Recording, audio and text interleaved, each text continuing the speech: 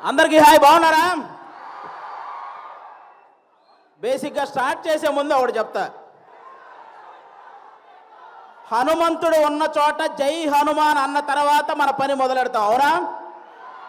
శ్రీరాముడు ఉన్న చోట జై శ్రీరామ్ అన్న తర్వాత మన పని మొదలెడతాం, అవునా? అలాగే బాలయ్య బాబు గారు ఉన్న చోట జై బాలయ్య అన్న తర్వాతే మన స్పీచ్ మొదలెడతాం. ఒక్కసారి జై బాలయ్య అనండి. ఇప్పుడు బాలకృష్ణ గారి గురించి మాట్లాడుకునే ముందు మనం ఒకరి గురించి ఈరోజు మాట్లాడుకోవాలి.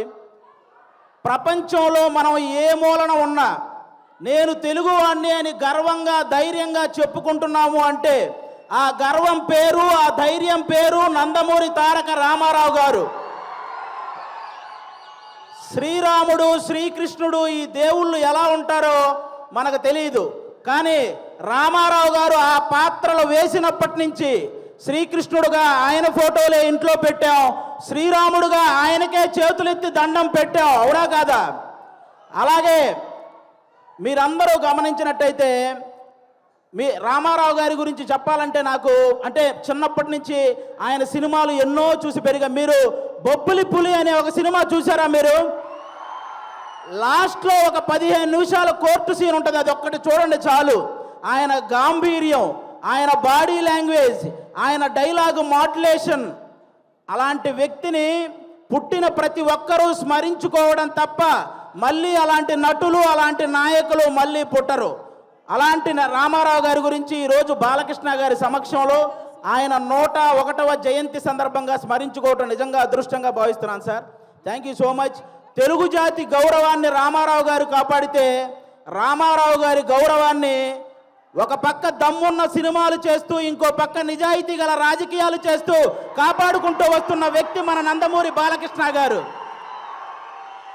నందమూరి బాలకృష్ణ గారు మీరందరూ గమనించినట్లయితే చాలామంది బాలకృష్ణ గారు ఎవరినో కొట్టారు, బాలకృష్ణ గారు ఎవరినో తిట్టారు అని రాస్తుంటారు.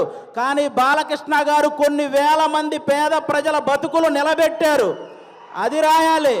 సినిమాలు, రాజకీయాలు చేయటం పెద్ద విషయం కాదు, కానీ బసవతారకం అనే ఒక క్యాన్సర్ హాస్పిటల్ ద్వారా ఎంతో మంది పేదవాళ్ళకి సహాయం చేయడం అనేది నిజంగా చాలా చాలా పెద్ద విషయం, చాలా గొప్ప విషయం. ఈ సమాజంలో ఎంతమందికి భయం, బాధ్యత ఉన్నాయో నాకు తెలియదు, కానీ బాలకృష్ణ గారితో పనిచేసే ప్రతి ఒక్కరికి ఆ భయం, బాధ్యత రెండూ ఉంటాయి, ఇదైతే షూర్. అంటే బాలకృష్ణ గారి సినిమాలు చాలామందికి చాలా ఇష్టం ఉంటాయి, నాకు చాలా సినిమాలు ఇష్టం. అందులో సార్ బొబ్బిలి సింహం అనే ఒక సినిమా సార్. మీరు వైట్ అండ్ వైట్ పంచకట్టుతో నడుచుకుంటూ వస్తుంటే వెనక శ్రీరాముడి శ్లోకం వస్తుంటుంది. మీనా గారు మిమ్మల్ని అలా చూస్తూ ఉండిపోతారు.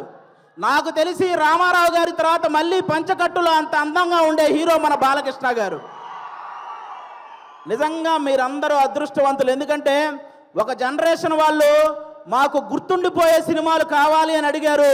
ఆదిత్య 369, అలాగే భైరవ దీపం ఇలాంటి సినిమాలు మీకు ఇచ్చారు.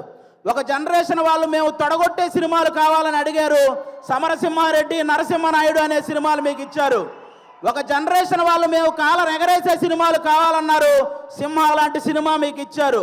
ఇంకొక జనరేషన్ వాళ్ళు మేము మీసం తిప్పే సినిమా కావాలన్నారు, లెజెండు, అఖండ, భగవంత్ కేసరి ఇలాంటి సినిమాలు మీ అందరికీ ఇచ్చారు.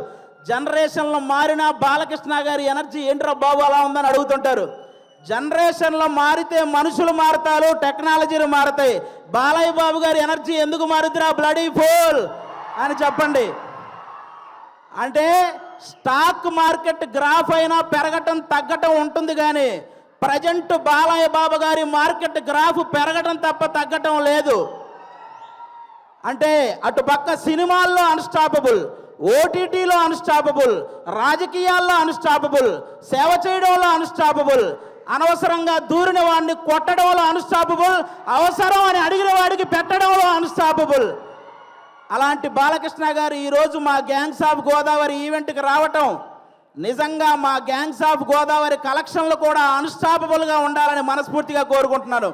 మా సినిమా ఎలా ఉండబోతుంది అంటే 10 నిమిషాల్లో క్లోజ్ అయ్యే పబ్బు ముందు జై బాలయ్య అనే స్లోగన్స్ వస్తే ఎంత కిక్ వస్తుందో మా గ్యాంగ్స్ ఆఫ్ గోదావరి సినిమా అంత కిక్ ఇస్తుంది మీకు.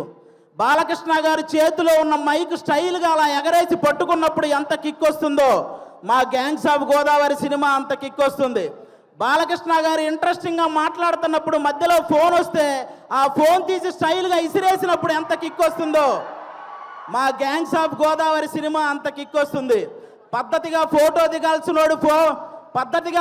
దిగాల్సినోడు ఫోన్ తెచ్చి మొహాన పెట్టినప్పుడు బాలకృష్ణ గారు అలా తడితే మీకు ఎంత కిక్ వస్తుందో మా గ్యాంగ్స్ ఆఫ్ గోదావరి సినిమా అంత కిక్ వస్తుంది.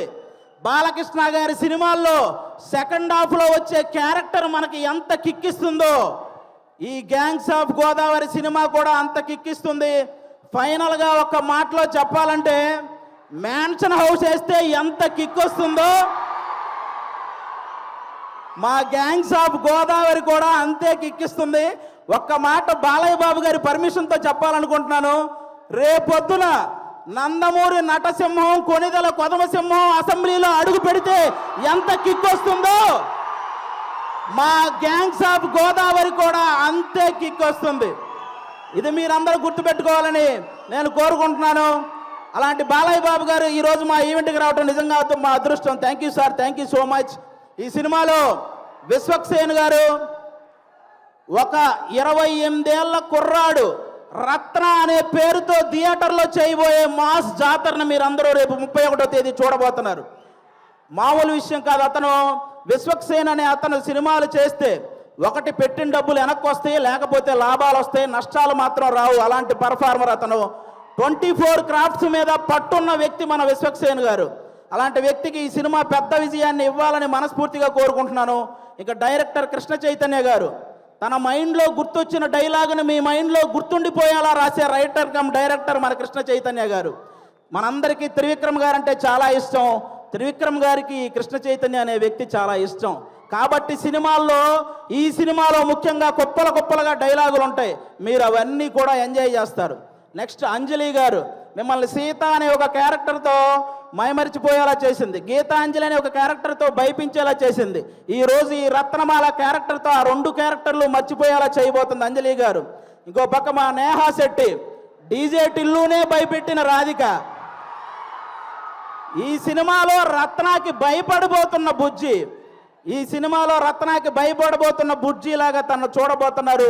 రాధికాని మర్చిపోతారు, బుజ్జిని గుర్తుపెట్టుకుంటారు. షూర్ షాట్గా చెప్తున్నాను. ఈ గ్యాంగ్స్ ఆఫ్ గోదావరి సినిమాతో మీ అందరికి ఇంకో మాట కూడా చెప్తాను. ఒక హీరోని అభిమానిస్తే ఇంకో హీరోకి వ్యతిరేకమేమో అనుకునే వాళ్ళందరికీ నేను చెప్తున్నాను, మాకు తెలుగు సినిమా అంటే పిచ్చి, తెలుగు హీరోలు అంటే పిచ్చి.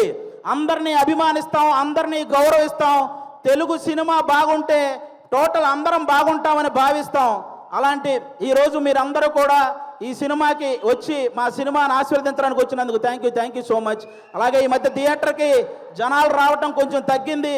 అందరూ కూడా ఎందుకంటే ఎవరైతే ప్రేక్షకులకి అలాగే సోషల్ మీడియాలో ఉన్న రివ్యూవర్స్కి మీ అందరికీ కూడా తెలుగు సినిమాని కాపాడాల్సిన బాధ్యత మీ అందరి మీద ఉందని మనస్ఫూర్తిగా కోరుకుంటున్నాను.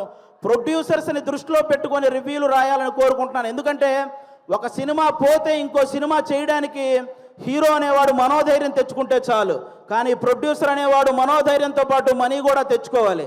కాబట్టి ఆయన గురించి ఆలోచించి ఈసారి రివ్యూలన్నీ రాయాలని, తెలుగు సినిమాని బ్రతికించాలని మనస్ఫూర్తిగా కోరుకుంటున్నాను. Once again thank you sir. Balakrishna గారు, సింహం ఆ టైంకి మిగిలి ఉన్న జంతువులన్నింటినీ వేటాడేస్తుంది. బాలకృష్ణ గారు ఆ టైంకి ఉన్న రికార్డులన్నింటినీ వేటాడేస్తూ ఉంటారు. అది బాలకృష్ణ గారు. Thank you so much. జై తెలుగు సినిమా. Thank you. అది ఒక డైలాగ్ కూడా చెప్పేరాదు బాలయ్య బాబు గారి డైలాగా?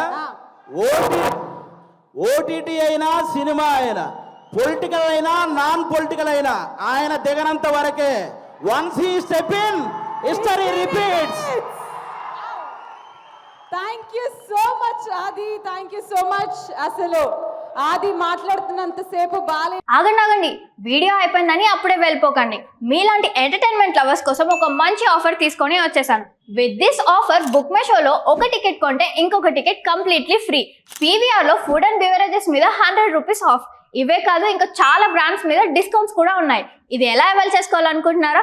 With this IndusInd bank credit card. ఇది lifetime free credit card. అంటే జాయినింగ్ ఆర్ యాన్యువల్ ఫీ లాంటివి ఏమీ ఉండవు.